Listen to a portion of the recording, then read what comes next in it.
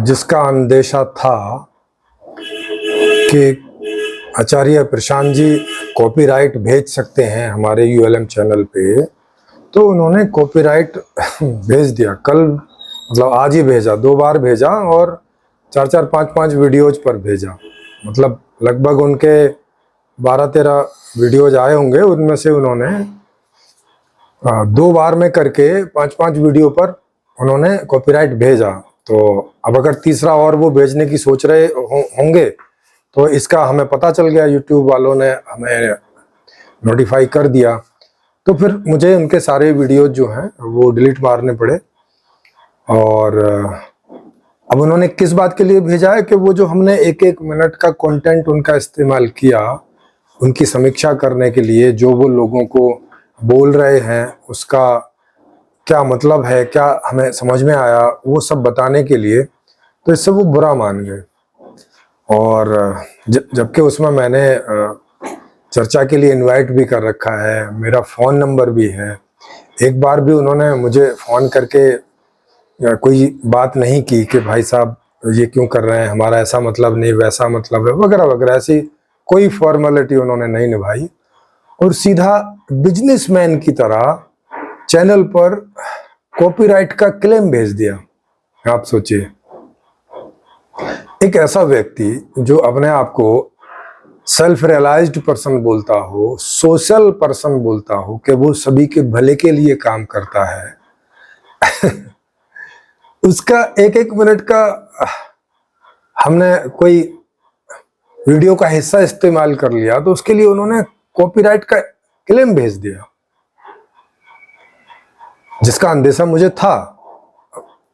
समीक्षा तो हम लोग और लोगों की भी करते हैं, जैसे ओशो की भी करते हैं, संदीप महेश्वरी जी की करते हैं, और भी कई हैं। वो कोई नहीं भेज रहे और उनमें से मुझे कोई अंदेशा भी नहीं है कि वो लोग भेजेंगे। इनका अंदेशा था। और इनका अंदेशा क्यों था? क्योंकि मैं इनसे एक बार मिल भी चुका हूँ ऋषिकेश में 2016 के आसपास में, तो इनकी पर्सनैलिटी को मैं समझता हूँ, जानता हूँ अनुभव के तौर पर भी। और जो ये बोलते रहते हैं वो तो हम लोगों के सामने है ही है।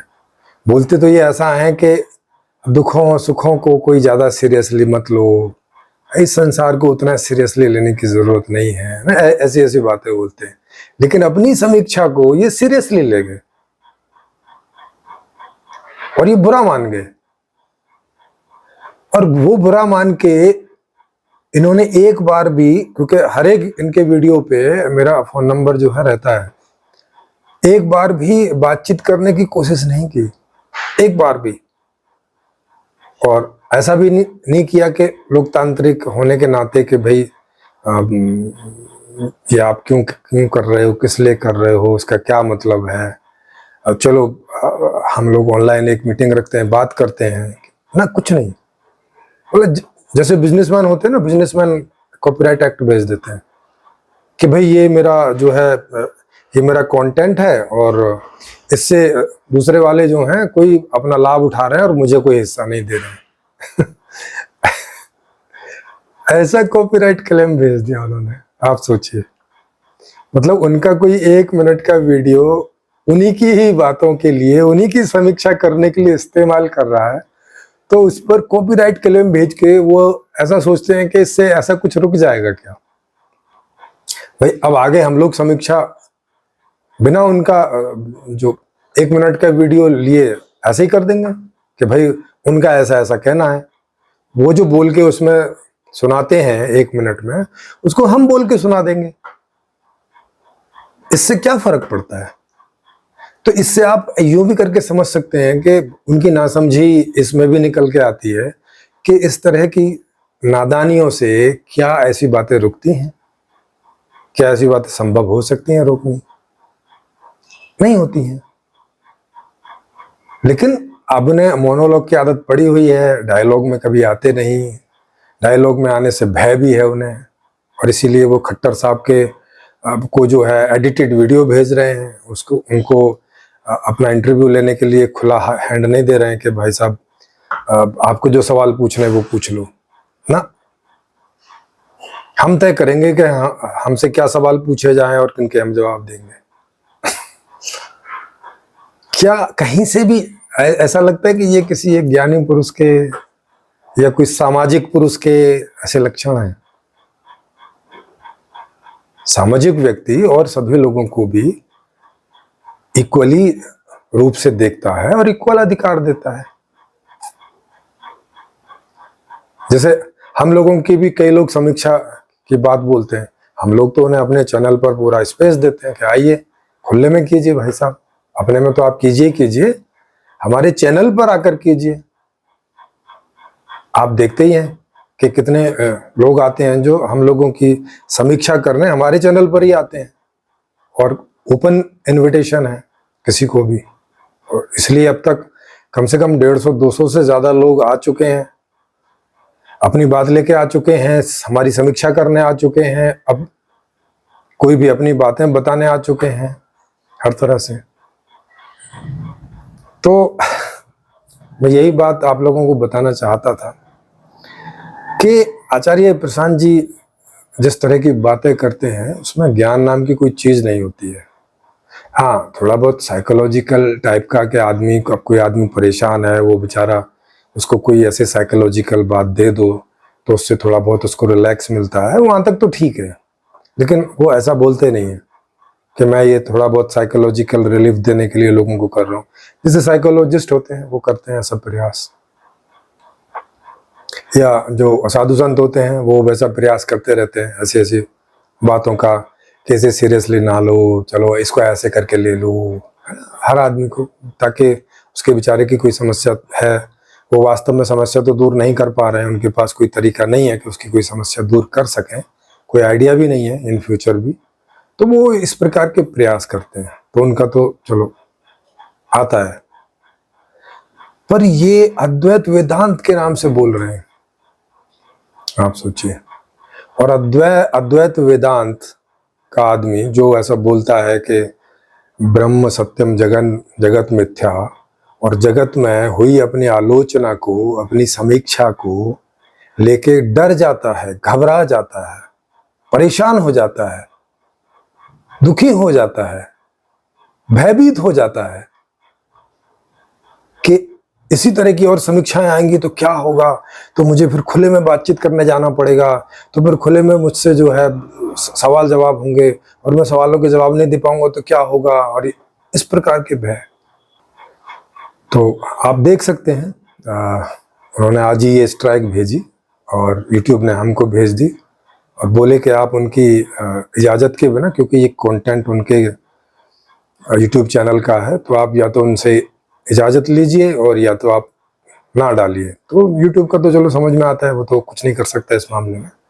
तो फिर मुझे उनके वो वीडियोज़ डिलीट करने पड़े जो जिसमें उनके यूट्यूब चैनल का कंटेंट था डायरेक्टली। तो अब उनको मैं वैसे डालूंगा, मतलब उनका कंटेंट हम इस्तेमाल नहीं करेंगे, लेकिन ऐसे बोल के बता देंगे कि उनका ऐसा कहना है। क्योंकि 1 मिनट का ही होता है, या तो 20 सेकंड का या 1 मिनट का जो शॉर्ट वीडियोज होते हैं, इसलिए मैं लेता था।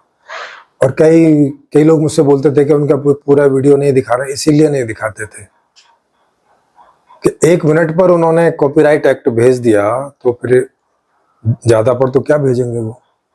तो उनका लिंक डाल दिया करेंगे हम लोग अपने समीक्षा वाले वीडियो में, उसके या तो कमेंट बॉक्स में और या तो डिस्क्रिप्शन बॉक्स में, ताकि आप उनकी शॉर्ट वीडियो को वहाँ से देख लिया करेंगे और उसके बाद फिर उस वीडियो को आप देख सकेंगे। तो ये हालात है, आप सोचिए, इन सो कॉल्ड ज्ञानियों के, इन सो कॉल्ड आत्मज्ञानियों के, इन सो कॉल्ड वेदांत ज्ञानियों के, इतनी बड़ी बड़ी बातें ये लोग करते हैं और छोटी सी बात से घबरा जाते हैं, चर्चा से घबरा जाते हैं, चर्चा फेस करने की हिम्मत नहीं है इनकी, खुली चर्चा ये नहीं कर सकते, इनकी पर्सनैलिटी लोकतांत्रिक नहीं है, इन्हें डिक्टेटरशिप टाइप के बना रखी है। लोकतांत्रिक में क्या है कि इक्वल इंपॉर्टेंस देते हैं, भाई ये बात मुझे ऐसी लगी, आपको कैसी लगी। अब किसी ने क्रिटिसाइज कर दिया और कोई ऐसा सवाल पूछ लिया जिसका जवाब आपके पास नहीं है, तो अब आप परेशान होकर उसको दरकिनार कर रहे हैं, उसको दबाने की कोशिश कर रहे हैं, उसको कॉमर्शियली दबाने की कोशिश कर रहे हैं। क्या कोई आत्मज्ञानी व्यक्ति, क्या कोई समाज सेवी व्यक्ति किसी को फाइनेंशियली दबाने का प्रयास करेगा और ऐसा सोचेगा कि ऐसे दबा के ये जो मेरी समीक्षा कर रहे हैं, ये जो मुझसे सवाल पूछ रहे हैं, ये दब जाएं, ये डर जाएं, ये जो है ना पूछे मुझसे सवाल। मतलब गुंडागर्दी जैसी है आर्थिक रूप से, है ना। जैसे कोई होता है ना, कोई वो आस पड़ोस में कई बार होते हैं, कोई दबंग आदमी होता है या कोई बहुत पैसे वाला आदमी होता है, तो बोलता है कि अगर उसकी कोई भी बात आप काटो या कुछ भी ऐसा करो जो उसे पसंद नहीं है, तो वो ऐसा बोलता है, कोर्ट कचहरी में खींच दूंगा तुमको, वहां खींच लूंगा, क्योंकि उनके पास बड़े बड़े वकील होते हैं, पैसा होता है, वो कैसा कर सकते हैं। अब गरीब आदमी बेचारा दब जाता है, वो बोलता है कहाँ यार कोर्ट कचहरी के चक्कर में जाना, छोड़ो। तो इस तरह का प्रयास आचार्य प्रशांत जी के द्वारा, आप सोचिए, क्या ये एक्सेप्टेबल है? क्या हमें दूसरों को अपनी समीक्षा करने का अधिकार नहीं देना चाहिए? जैसे कोई हमारी समीक्षा करे तो क्या हमें कॉपीराइट भेज के उसके ऊपर और उसको दबाने का प्रयास करना चाहिए? कि एक चलो नियम है यूट्यूब में कि कॉपीराइट एक्ट करके उसके ऊपर हम लोग भेज सकते हैं। अब वो कमर्शियल रूल है, एक्चुअल में वो कमर्शियल रूल है, लेकिन यूट्यूब है, उसके यहाँ तो नियम है, तो उसको तो फॉलो करना पड़ेगा। तो कमर्शियल रूल है। कमर्शियल रूल का मतलब कि कोई चीज है जो मैंने बनाई है, पैदा की है, उस पर कोई दूसरा पैसे ना कमाए, और या कमाए तो उसमें से मेरा हिस्सा मुझे दे, उस बात के लिए वो कॉपीराइट एक्ट होता है, कॉपीराइट क्लेम होता है। सोशल और आत्मज्ञानी के लेवल पर तो इस तरह का कुछ होता ही नहीं है, और वो इस पद पर बैठ के ऐसे काम कर रहे हैं। खैर, मुझे आश्चर्य नहीं हुआ, क्योंकि मुझे अंदेशा था इनकी तरफ से। मुझे ऐसा था कि ये खुले में चर्चा के लिए नहीं आ सकेंगे, इनकी हिम्मत नहीं है, और जिस दिन आ जाएंगे ये खुले में चर्चा के लिए, उस दिन ही इनकी जो पोल है, इनका जो ढोल है, वो खुल जाएगा। जिस दिन भी ये आ जाएंगे तो, लेकिन एक दिन इन्हें आना पड़ेगा, जब हम लोगों का YouTube चैनल, हम लोगों की संपूर्ण समाधान की बातें, हम लोगों की संपूर्ण जीवन दर्शन की बातें, फिलोसॉफी की बातें जब लोगों के बीच जाएंगी, और तब इनके लोग इन्हें सीधे सवाल पूछने लगेंगे, है ना। क्योंकि अभी तो बहुत सारे लोगों को सवाल पूछने की स्थिति भी नहीं बनती है। जब जगह जगह इनसे सवाल पूछने लगेंगे, तब इनको दिक्कत होगी, क्योंकि अब जनता में जाएंगे, जनता के बीच जाएंगे, और जनता कोई सवालों के जवाब नहीं देंगे, या उन्हें कुछ ऐसा बोलेंगे कि तुम इस प्रकार के सवाल नहीं पूछो वगैरह वगैरह, तब तो फिर इनकी स्थिति खराब हो जाएगी। तो या तो तब इन्हें चर्चा में आना पड़ेगा, या तो चुप होकर बैठ जाना पड़ेगा। तो ये चीज है, तो देखते हैं आगे क्या होता है। तो यही मैं इसमें इन्फॉर्म करना चाहता था। जो भी लोग आचार्य प्रशांत जी को डिफेंड करने का प्रयास कर रहे थे, अब आप उनको देखिए कि वो कमर्शियली, माने व्यापारिक ढंग से वो कॉपी एक्ट का क्लेम भेज रहे हैं यूट्यूब पर, व्यापारिक ढंग से। उनका संस्थान व्यापारिक है क्या? व्यापारिक तरीके से, जबकि वो ना काम व्यापारिक कर रहे हैं, ना उनका जो ऑर्गेनाइजेशन है वो व्यापारिक ढंग से है, वो एनजीओ के ढंग से है, नॉन गवर्नमेंट ऑर्गेनाइजेशन के ढंग से है, लेकिन उन्होंने क्लेम भेजा व्यापारिक ढंग से। एक्चुअल में वो सच में व्यापार ही कर रहे हैं वेदांत के नाम पर। आचार्य प्रशांत जी एक व्यापारी ही हैं, वो ना कोई आत्मज्ञानी है और ना कोई वो समाज सेवी है। वो इस नाम पर व्यापार करते हैं। यही मैं कहना चाहता था उन सब चीजों में, और यही बात अब उनके इस एक्ट से निकल के आती है। तो आशा है आपने मेरी बात समझी होगी। फिर मिलेंगे।